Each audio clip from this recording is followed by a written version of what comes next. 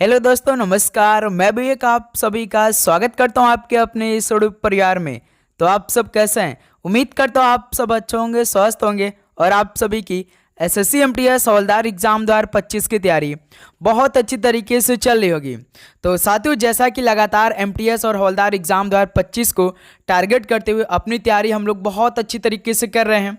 तो साथ ही आज इसे जीके जीएस का हम लोग एक नई शुरुआत करेंगे, जो कि प्रैक्टिस सेट पहले से होने वाला है। तो इसमें साथ ही वही क्वेश्चन होंगे जो आपके पेपर में बनने वाले हैं, जैसा आपके हर साल एमटीएस और हवलदार की शिफ्ट में सॉल्व पूछे जाते हैं।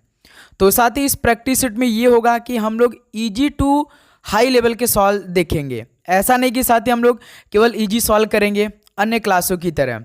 तो आप जानते हैं साथ ही एमटीएस और हवलदार एग्जाम 2025 केवल जीके और इंग्लिश पे डिपेंड रहता है। तो आप समझ सकते हैं कि जीके और इंग्लिश किस लेवल के सॉल्व पूछे जाते होंगे। हमने आपको साथ ही प्रीवियस ईयर का सारा हल करा दिया है, आपने देखा होगा। तो आप जानते हैं कि जीके जीएस का 25 क्वेश्चन आते हैं, जिसमें से आप सभी को लगभग मान के चलिए 7 से 8 क्वेश्चन जो है वो इजी मिल जाते हैं।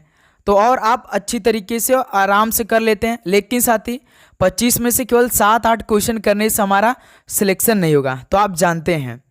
तो साथ ही आज के इस सेशन में जो भी क्वेश्चन होगा, तो आपको देखिए इजी टू हार्ड क्वेश्चन मिलेंगे, जैसा आपके पेपर में पूछे जाते हैं। याद रखिएगा, डेली साथ ही आप सभी का प्रैक्टिस सेट होगा और बीच बीच में आप सभी को जैसे कि हिस्ट्री होता है, पॉलिटी, इकोनॉमिक्स, जियो प्लस स्टैट्स के क्वेश्चन है, उसको टॉपिक वाइज हम करा देंगे। ओके। और संडे को टेस्ट आपको देना है, हर संडे को टेस्ट होता है। तो नोटिफिकेशन को आप ऑन कर लीजिए, जैसे क्लास आएगी तो सबसे पहला नोटिफिकेशन आप सभी के बीच जाएगी। तो आज के पहले प्रैक्टिस सेट से आप सभी को क्वेश्चनों का लेवल मालूम होने वाला है कि हमारे पेपर में किस लेवल का सवाल पूछे जाएंगे। तो क्या आप साथी रेडी हैं? तो इस क्लास को एज आप लोग टेस्ट लीजिएगा। हमने आपसे कहा है कि जो भी क्लास आएगी तो आप लोग टेस्ट के रूप में लिया कीजिए। सबसे पहले जितने भी क्वेश्चन आपकी स्क्रीन पे आएंगे आप ट्राई करिएगा हम हल करें, उसके बाद आगे बढ़िएगा। ओके। तो पहले प्रैक्टिस सेट में 50 क्वेश्चन देखेंगे। आप सभी का टारगेट आप सभी को पूरा करना है 35 क्वेश्चन का। वेरी इंपॉर्टेंट क्वेश्चन होंगे, साथ ही बहुत अच्छे लेवल क्वेश्चनों का कंपाइलेशन आज के इस क्लास में होने वाला है। तो चलिए बिना टाइम वेस्ट करते हुए इस क्लास को स्टार्ट कर लेते हैं। डेली क्लास सुबह 8 बजे, एक दोपहर में 12:35 पे, शाम में 6:35 पे, ये डेली क्लास की टाइमिंग है। ओके। तो भाई जो भी क्वेश्चन आएगा वो हिंदी इंग्लिश दोनों में रहने वाले हैं। तो जिनको इंग्लिश करना है इंग्लिश में करेंगे, जिनको हिंदी में करना है वो हिंदी में समझ के अपना राइट आंसर देंगे। देखिए पहला प्रश्न, निम्नलिखित में से किस वर्ष में भारत महिला एशिया कप 1 दिवसीय अंतर्राष्ट्रीय क्रिकेट का मेजबान था? बताइए साथी, किस वर्ष में भारत जो था वो महिला एशिया कप 1 दिवसीय अंतर्राष्ट्रीय क्रिकेट का मेजबान था? बताइए। तो साथी याद रखिएगा 2006 में था। पहले का सी ऑप्शन क्या बनेगा? बिल्कुल राइट आंसर हो जाएंगे। ओके। चलिए अगला सॉल्व कॉल करिए क्वेश्चन नंबर सेकंड को। निम्नलिखित में से किस जीव का उपयोग ब्रेड और शराब उद्योगों में किया जाता है? बताइए, किस जीव का उपयोग ब्रेड और शराब उद्योगों में किया जाता है? तो साथ ही याद रखिएगा ईस्ट का यानी खमीर का। ऑप्शन सी क्या बनेगा? बिल्कुल राइट आंसर हो जाएंगे। चलिए दोस्त अगला सॉल्व कॉल करिए क्वेश्चन नंबर थर्ड को। भारत की 2011 की जनगणना के अनुसार केरल में जनसंख्या वृद्धि दर क्या थी, यानी कितने प्रतिशत थी? भारत की 2011 की जनगणना के अनुसार केरल में जनसंख्या वृद्धि दर कितने प्रतिशत थी? तो साथ ही याद रखिएगा 4.91% थी। बी ऑप्शन बिल्कुल परफेक्ट आंसर हो जाएंगे। ओके। चलिए अगला सॉल्व कॉल करिएगा क्वेश्चन नंबर 4 को। अलार्मेल वल्ली निम्नलिखित में से किस नृत्य शैली से जुड़ी थी? बताइए साथी, अलार्मेल वल्ली किस नृत्य शैली से जुड़ी थी? तो भाई याद रखिएगा भरतनाट्यम से जुड़ी थी। बी ऑप्शन बिल्कुल राइट आंसर हो जाएंगे। ओके। चलिए नेक्स्ट अगला सॉल्व कॉल करिए क्वेश्चन नंबर 5 को। भारतीय वन सेना किस वर्ष में अखिल भारतीय सेवा अधिनियम 1951 के तहत बनाई गई थी? बताइए साथी, भारतीय वन सेना किस वर्ष में अखिल भारतीय सेवा अधिनियम 1951 के तहत बनाई गई थी? तो साथ ही याद रखिएगा 1966 में। बी ऑप्शन बिल्कुल राइट आंसर हो जाएंगे। ओके। चलिए दोस्त अगला सॉल्व कॉल करिए क्वेश्चन नंबर 6 क्या दे रखा है? भारत की वर्ष 2011 की जनगणना के अनुसार मानव श्रम का कितना प्रतिशत हिस्सा कृषि क्षेत्र में कार्यरत है? बताइए साथी। भारत की वर्ष 2011 की जनगणना के अनुसार मानव श्रम का कितना प्रतिशत हिस्सा कृषि क्षेत्र में कार्यरत है? तो भाई याद रखिएगा 54.6%। ऑप्शन यहाँ से आप सभी का बिल्कुल राइट आंसर हो जाएंगे। ओके, चलिए दोस्त अगला सवाल कॉल करिए क्वेश्चन नंबर 7 को। 2011 की जनगणना के अनुसार भारत की वार्षिक जनसंख्या वृद्धि दर यानी प्रतिशत में कितनी थी? बताइए। 2011 की जनगणना के अनुसार भारत की वार्षिक जनसंख्या वृद्धि दर प्रतिशत में कितनी थी? तो 1.64% थी। ऑप्शन ए यहाँ से आप सभी का बिल्कुल राइट आंसर हो जाएंगे। ओके, चलिए दोस्त अगला सवाल कॉल करिए क्वेश्चन नंबर 8 को। बथुकम्मा उत्सव निम्नलिखित में से किस राज्य में मनाया जाता है? बताइए। बथुकम्मा उत्सव किस राज्य में मनाया जाता है? तो भाई याद रखिएगा तेलंगाना में। तो बी ऑप्शन बिल्कुल राइट आंसर हो जाएंगे। ओके, चलिए नेक्स्ट अगला सवाल कॉल करिए क्वेश्चन नंबर 9 को।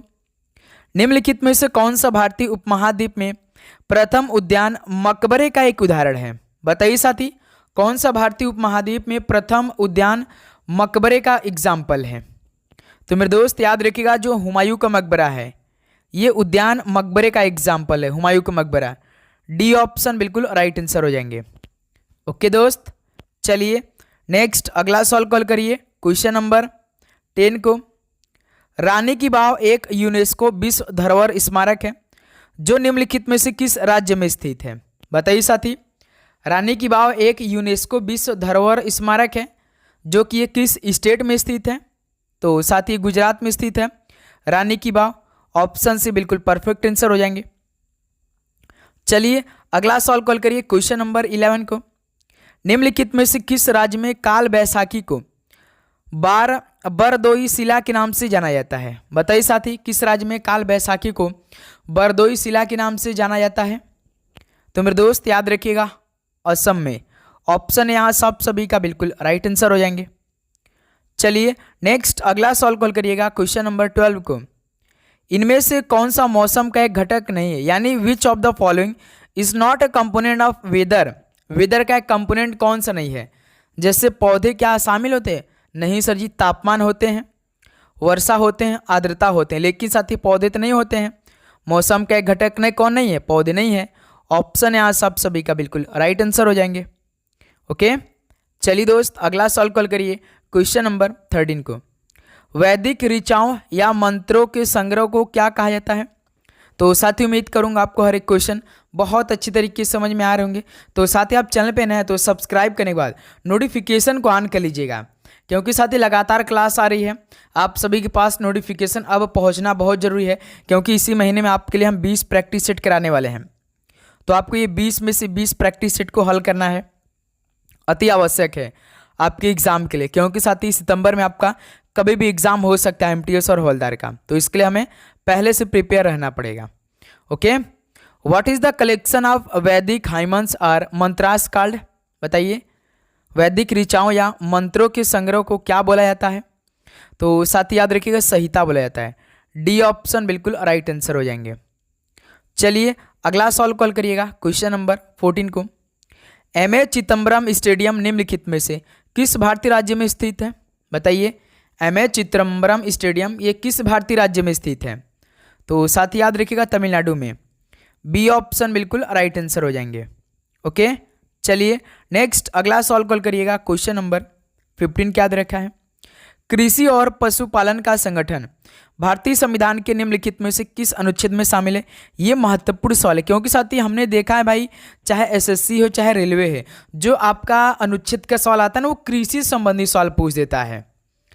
कृषि से अधिक अनुच्छेद पूछता है। जैसे इसमें पूछा है कृषि और पशुपालन का संगठन भारतीय संविधान के किस अनुच्छेद में शामिल है?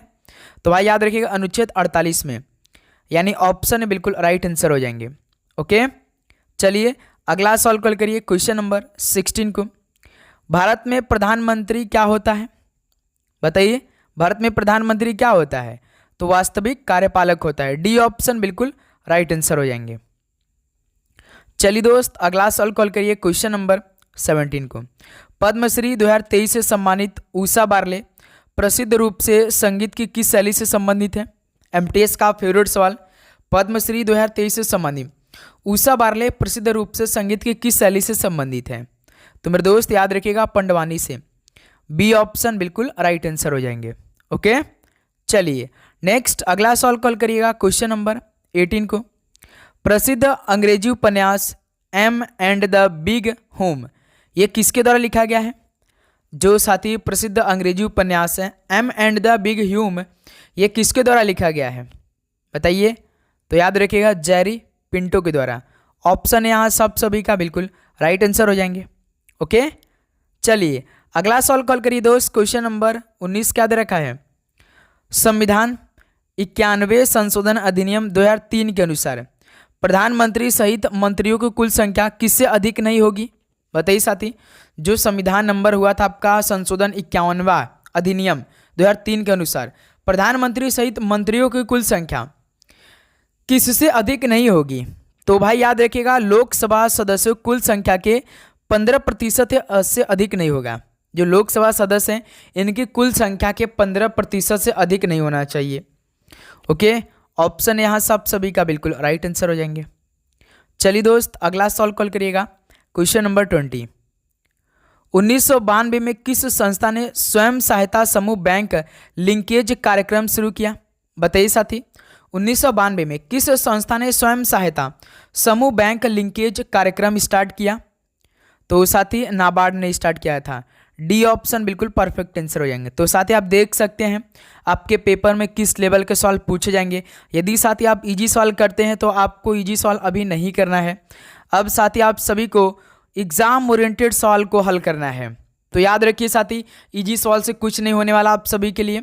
इजी सवाल आपको हल करने में बहुत मजा आएगा। आपको ऐसा लगेगा हमें तो सब क्वेश्चन आ रहे हैं। जब आप एग्जाम में बैठते होंगे, कोई भी आपने एग्जाम दिया होगा, आपने खूब प्रैक्टिस सेट लगा के गए होंगे, बहुत सारे क्वेश्चन हल करके गए होंगे, लेकिन आप जब एग्जाम में बैठते हैं तो सवाल कहाँ से मिल जाता पता नहीं चल पाता है। ये सभी को अनुभव तो हुआ होगा जितने भी स्टूडेंट एग्जाम दिए होंगे, कि कोई भी एग्जाम उठा कर देख लीजिए आप। ओके, ये हम ओरिजिनल ही सॉल्व करा रहे हैं, आपके पेपर का ही सॉल्व करा रहे हैं, आप चेक कर सकते हैं। तो गुआ तथा नोमुंडी लौह अयस्क खदानें किस राज्य में स्थित है? बताइए, गुआ तथा नोमुंडी लौह अयस्क ये खदानें किस राज्य में स्थित हैं? तो साथ ही याद रखिएगा झारखंड में स्थित है। बी ऑप्शन बिल्कुल राइट आंसर हो जाएंगे। ओके, चलिए दोस्त अगला सवाल कॉल करिए क्वेश्चन नंबर 22। भारत का निम्नलिखित में से कौन सा शहर स्टील सिटी के नाम से भी जाना जाता है? बताइए, कौन सा शहर स्टील सिटी के नाम से जाना जाता है? तो मेरे दोस्त याद रखिएगा जमशेदपुर। ऑप्शन सी बिल्कुल राइट आंसर हो जाएंगे। ओके, चलिए अगला सवाल कॉल करिए क्वेश्चन नंबर 23 को। कृष्ण प्रथम द्वारा निर्मित शैलकृत रॉक कट शिव मंदिर ये किस स्थान पर है? बताइए, कृष्ण प्रथम द्वारा निर्मित शैलकृत यानी रॉक कट शिव मंदिर किस स्थान पर स्थित है? तो मेरे दोस्त याद रखिएगा एलोरा में स्थित है। बी ऑप्शन बिल्कुल राइट आंसर हो जाएंगे। चलिए अगला सवाल कॉल करिए क्वेश्चन नंबर 24 क्या दे रखा है? निम्नलिखित में से कौन से सरकारी पहल भारत में युवाओं के बीच खुली बेरोजगारी को कम करने के लिए कौशल विकास पर केंद्रित है? ये अच्छा सवाल एग्जाम के लिए। कौन सी सरकारी पहल भारत में युवाओं के बीच खुली बेरोजगारी को कम करने के लिए कौशल विकास पर केंद्रित है? तो मेरे दोस्त याद रखिएगा प्रधानमंत्री कौशल विकास योजना है, यानी डी ऑप्शन बिल्कुल परफेक्ट आंसर हो जाएंगे। चलिए दोस्त अगला सवाल कॉल करिए क्वेश्चन नंबर 25 क्या दे रखा है? भारत के संविधान के किस अनुच्छेद में एक ही व्यक्ति को 2 या 2 से अधिक राज्यों के राज्यपाल नियुक्त करने का प्रावधान है? बताइए साथी, भारत के संविधान के किस अनुच्छेद में एक ही व्यक्ति को 2 या 2 से अधिक राज्यों के लिए राज्यपाल नियुक्त करने का प्रावधान होता है? तो साथी अनुच्छेद 153 में। ऑप्शन यहाँ सब सभी का बिल्कुल राइट आंसर हो जाएंगे। ओके, चलिए दोस्त अगला सवाल कॉल करिए क्वेश्चन नंबर 26 क्या दे रखा है? निम्नलिखित में से किस शास्त्रीय नृत्य शैली में कलाकारों के चेहरों को उनके द्वारा निभाए जा रहे चरित्र के प्रकार के प्रतीक रूप में रंगा जाता है? देख रहे हैं साथी, ऐसे सवाल आप सभी से पूछा जाएगा। तो आप सभी की तैयारी किस लेवल की चल रही है? क्या आप सभी से आज के सेशन से यानी पहले प्रैक्टिस सेट में 35 क्वेश्चन ठीक हो पाएंगे या नहीं? कमेंट करके लास्ट में बताइएगा ईमानदारी के साथ। किस शास्त्रीय नृत्य शैली में कलाकारों के चेहरों को उनके द्वारा निभाए जा रहे चरित्र के प्रकार के प्रतीक रूप में रंगा जाता है? तो भाई ये कथक कली में होता है। ऑप्शन ए राइट आंसर हो जाएंगे। ओके, चलिए दोस्त नेक्स्ट अगला सॉल्व कॉल करिए क्वेश्चन नंबर 27 को। संतरे और नींबू जैसे खट्टे फलों में पाया जाने वाला प्राथमिक अम्ल कौन सा होता है? बताइए साथी, आप जानते हैं सिट्रिक अम्ल होता है। ऑप्शन यहाँ से आप सभी का बिल्कुल राइट आंसर हो जाएंगे। तो एक सवाल आप बताइए साथी, चींटी के डंक में कौन सा अम्ल होता है? चींटी के डंक में कौन सा अम्ल पाया जाता है? कमेंट करके बताइए इस सवाल का परफेक्ट आंसर। सभी साथी बताएंगे भाई इस सवाल का राइट आंसर क्या बनेगा। चींटी के डंक में कौन सा अम्ल पाया जाता है? ओके, मेथनोइक या साथी फॉर्मिक? कमेंट करके बताइए। क्वेश्चन नंबर 28 देखिए, भारतीय संविधान में समवर्ती सूची की अवधारणा किस देश के संविधान से ली गई है? बताइए। तो भारतीय संविधान में जो समवर्ती सूची की अवधारणा है ये मेरे दोस्त ऑस्ट्रेलिया संविधान से लिया गया है। ऑप्शन यहाँ सब सभी का बिल्कुल राइट आंसर हो जाएंगे। चलिए नेक्स्ट अगला सॉल्व कॉल करिए क्वेश्चन नंबर 29 को। भारत ने ICC T20 पुरुष क्रिकेट विश्व कप किस वर्ष में जीता था? वैसे तो साथी हाल ही में 2024 में भारत ने जीता है साउथ अफ्रीका को हराकर, लेकिन 2024 दिया नहीं है। इसका मतलब साथी पहली बार जो भारत ने महेंद्र सिंह धोनी जी की कप्तानी में 2007 में पाकिस्तान को हरा के जीता था। तो यही आपका डी ऑप्शन। लेकिन अब आपके पेपर में 2024 का आएगा जो साथी वेस्ट इंडीज और अमेरिका में खेला गया था। एक रोमांचक मैच में भारत ने साउथ अफ्रीका को हराया था, आपने देखा होगा भाई। उस टाइम रोहित शर्मा कैप्टन थे। चलिए दोस्त अगला सॉल्व कॉल करिए क्वेश्चन नंबर 30 को। निम्नलिखित में से कौन भूदान आंदोलन का मार्गदर्शक था? भूदान आंदोलन का मार्गदर्शक कौन था? तो सर जी आचार्य विनोबा भावे थे। ऑप्शन ए यहाँ सब सभी का बिल्कुल राइट आंसर हो जाएंगे। ओके, चलिए अगला सॉल्व कॉल करिए दोस्त क्वेश्चन नंबर 31 को। निम्नलिखित में से किस गवर्नर जनरल ने सती प्रथा को अवैध घोषित किया? बताइए साथी, किस गवर्नर जनरल ने सती प्रथा को अवैध घोषित किया था? तो मेरे दोस्त याद रखिएगा लॉर्ड विलियम बेंटिक ने सती प्रथा को अवैध घोषित किया था। ऑप्शन सी बिल्कुल परफेक्ट आंसर हो जाएंगे। चलिए दोस्त अगला सॉल्व कॉल करिए क्वेश्चन नंबर 32 को।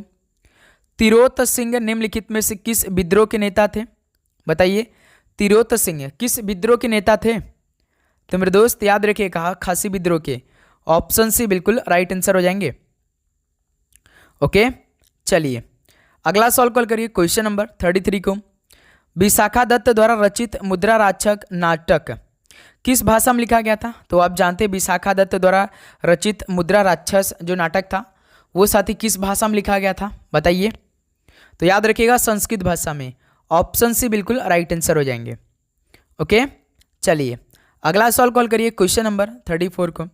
बिडाल परीक्षण द्वारा निम्नलिखित में से किस रोग का पता लगाया जाता है? बताइए। Which of the following diseases is detected by Widal test या बिडाल टेस्ट? तो भाई इसमें आंत ज्वर रोग का पता चलता है। बी ऑप्शन बिल्कुल राइट आंसर हो जाएंगे। ओके, चलिए अगला सॉल्व कॉल करिए क्वेश्चन नंबर 35 को।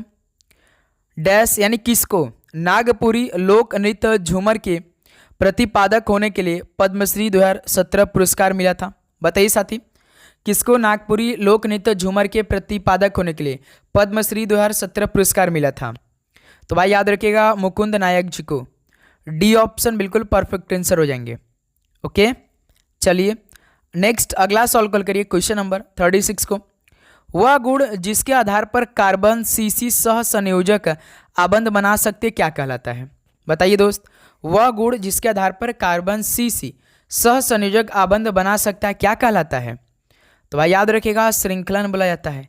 बी ऑप्शन बिल्कुल परफेक्ट आंसर हो जाएंगे। चलिए अगला सॉल्व कॉल करिए क्वेश्चन नंबर 37 को। किस प्रकार की सेलों में भिन्न भिन्न मोटाई वाले परतें पाई जाती हैं? बताइए, किस प्रकार की सेलों में भिन्न भिन्न मोटाई वाले परतें पाई जाती हैं? तो औषधि सेल में। ओके, डी ऑप्शन बिल्कुल परफेक्ट आंसर हो जाएंगे। चलिए दोस्त नेक्स्ट अगला सॉल्व कॉल करिए क्वेश्चन नंबर 38 को। कौन सा नृत्य महाभारत, रामायण, महाकाव्य और पुराणों की कहानियों में सन्निहित है? बताइए साथी, कौन से नृत्य महाभारत, रामायण, महाकाव्यों और पुराणों की कहानियों में सन्निहित है? तो साथी याद रखिए कथकली है। बी ऑप्शन बिल्कुल परफेक्ट आंसर हो जाएंगे। कथकली कहाँ का है बता सकते आप लोग? केरल का है। याद रखिएगा सत्रिया असम का, ओडिसी उड़ीसा, कुचिपुड़ी आंध्र प्रदेश का है। ये सभी छोटे छोटे सवाल आप सभी को मालूम होना चाहिए। देखिए दोस्त, क्वेश्चन नंबर 39, पंचपटमाली खनिज भंडार क्षेत्र किस राज्य में स्थित है? बताइए दोस्त, पंचपटमाली खनिज भंडार क्षेत्र ये किस राज्य में स्थित है? तो साथ ही याद रखिएगा ये उड़ीसा में स्थित है। डी ऑप्शन बिल्कुल परफेक्ट आंसर हो जाएंगे। चलिए दोस्त, अगला सवाल कॉल करिए, क्वेश्चन नंबर 40 को। सिक्किम के प्रमुख रूप से लोसुंग महोत्सव निम्नलिखित में से किस जनजाति द्वारा मनाया जाता है? तो साथ ही सिक्किम के प्रमुख रूप से लोसुंग महोत्सव ये किस जनजाति द्वारा मनाया जाता है? तो याद रखिएगा भूटिया जनजाति द्वारा। डी ऑप्शन बिल्कुल राइट आंसर हो जाएंगे। ओके, चलिए अगला सवाल कॉल करिए, क्वेश्चन नंबर 41 को। 2011 की जनगणना के अनुसार भारत की साक्षरता दर कितने प्रतिशत की है? बताइए साथी। 2011 की जनगणना के अनुसार भारत की साक्षरता दर की बात किया है, तो आप जानते हैं साथी 74.04%। डी ऑप्शन बिल्कुल परफेक्ट आंसर हो जाएंगे। नेक्स्ट अगला सवाल कॉल करिए, क्वेश्चन नंबर 42 क्या दे रखा है? द कैचर इन द राई उपन्यास किसने लिखा है? द कैचर इन द राई उपन्यास किसने लिखा है? तो भाई याद रखिएगा जेडी सॉलिंगर ने लिखा है। ऑप्शन ए यहाँ सब सभी का बिल्कुल राइट आंसर हो जाएंगे। चलिए दोस्त, नेक्स्ट अगला सवाल कॉल करिए, क्वेश्चन नंबर 43 को। भारतीय संविधान में राज्य के नीति निर्देशक सिद्धांत किस देश के संविधान से लिए गए? तो आप जानते हैं जो डीपीएसपी है, आर्टिकल साथी 36 लेकर 51 के बीच में है, और ये साथी पार्ट आपका चौथे में शामिल है, आप जानते हैं। और ये आयरलैंड देश के संविधान से लिया गया। देखिए कहाँ पर आयरलैंड है, तो सी ऑप्शन है बिल्कुल राइट आंसर। ओके, चलिए अगला सवाल कॉल करिए, क्वेश्चन नंबर 44 को। भारत में गरीबी रेखा का विचार पहली बार किसने दिया? बताइए साथी, who first gave the idea of poverty line in India? किसने दिया था पहली बार? तो भाई याद रखिएगा दादा भाई नौरोजी के द्वारा आया था। ऑप्शन यहाँ सब सभी का बिल्कुल राइट आंसर हो जाएंगे। चलिए दोस्त, अगला सवाल कॉल करिए, क्वेश्चन नंबर 45 को। भीम यूपीआई में एम का अर्थ क्या होता है? तो साथी भीम यूपीआई जो होता है उसमें एम है, उसका मतलब क्या होता है? मंथली मोबाइल मॉनिटर या मनी? तो सर जी भीम यूपीआई है तो मनी की ही होगा यम सा। तो डी ऑप्शन बिल्कुल परफेक्ट आंसर हो जाएंगे। चलिए दोस्त, अगला सवाल कॉल करिएगा, क्वेश्चन नंबर 46 को। भारत का सबसे बड़ा कृषि आधारित उद्योग कौन सा है? Which is the largest agriculture based industry in India? Bharat का सबसे बड़ा कृषि आधारित उद्योग कौन सा है? तो मेरे दोस्त याद रखिएगा सूती वस्त्र उद्योग है। डी ऑप्शन बिल्कुल राइट आंसर हो जाएंगे। ओके, चलिए नेक्स्ट अगला सवाल कॉल करिएगा, क्वेश्चन नंबर 47 को। दिल्ली सल्तनत के निम्नलिखित में से किस वंश ने जौनपुर को अंततः दिल्ली सल्तनत के साम्राज्य में मिला लिया था?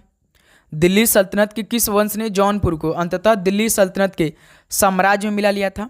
तो भाई याद रखिएगा लोधी वंश ने। डी ऑप्शन बिल्कुल राइट आंसर हो जाएंगे।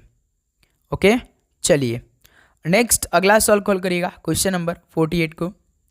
मंदिर वास्तुकला की द्रविड़ शैली मुख्य रूप से भारत के किस भाग में देखी जा सकती है? बताइए साथी, मंदिर वास्तुकला की द्रविड़ शैली मुख्य रूप से भारत के किस भाग में देखी जा सकती है? बताइए। तो भाई याद रखिएगा दक्षिणी भारत में। बी ऑप्शन बिल्कुल राइट आंसर हो जाएंगे। चलिए नेक्स्ट अगला सवाल कॉल करिए, क्वेश्चन नंबर 49 को। भारतीय टेनिस खिलाड़ी सुमित नागल किस राज्य से संबंधित है? बताइए, जो भारतीय टेनिस खिलाड़ी सुमित नागल हैं ये किस राज्य से संबंधित हैं? तो भाई याद रखिए हरियाणा से। ऑप्शन सी बिल्कुल राइट आंसर हो जाएंगे। ओके दोस्त, चलिए नेक्स्ट अगला सवाल कॉल करिए, क्वेश्चन नंबर 50 को। लॉर्ड कर्जन ने निम्नलिखित में से किस वर्ष में बंगाल विभाजन की घोषणा की थी? बताइए साथी, लॉर्ड कर्जन ने किस वर्ष में बंगाल विभाजन की आदेश दिया था या घोषणा करा था? तो सर जी 1905 में। डी ऑप्शन परफेक्ट आंसर हो जाएंगे। तो साथी फाइनली 50 क्वेश्चन कंप्लीट हो चुका है। तो बताइए मेरे दोस्त कि आप सभी का इन 50 क्वेश्चन में से कितना स्कोर रहा पहले प्रैक्टिस सेट से? तो उम्मीद करूँगा पहले तो आप सभी को हर एक क्वेश्चन बहुत अच्छी तरीके से समझ में आए होंगे और आपने अच्छे से सारे क्वेश्चन को याद भी कर लिया होगा, क्योंकि साथ देखिए आपको 50 क्वेश्चन में से उम्मीद करता हूँ कि 15 क्वेश्चन बहुत अच्छी तरीके से याद होंगे, जो कि आपके मुंह जुबान भी होंगे कि जैसे सवाल है तुरंत आप राइट आंसर दे सकते हो। वैसा क्वेश्चन आपको लगभग 15 क्वेश्चन मिला होगा। तो आप बताइए साथी, आप सभी का 50 क्वेश्चन में से कितना स्कोर रहा। डेली क्लास साथी आप सभी को मिलेगी और एक मिलेगी आपको दोपहर 12:35 पे। तो आपको ये क्लास मिस नहीं करना है बिल्कुल भी। ओके दोस्त, चलिए इस क्लास को यहीं पर समाप्त करते हैं। मिलते हैं साथी दोपहर में एक और नए क्लास के साथ, एक नए जुनून के साथ। तो आप नोटिफिकेशन को ऑन करिएगा और अपने दोस्तों में सेशन को शेयर करेंगे। लाइक तो आप जरूर कर देंगे। ओके, तो सभी को जय हिंद, जय भारत। पढ़ाई करते रहिए। All the very best. धन्यवाद और आपका दिन मंगलमय हो।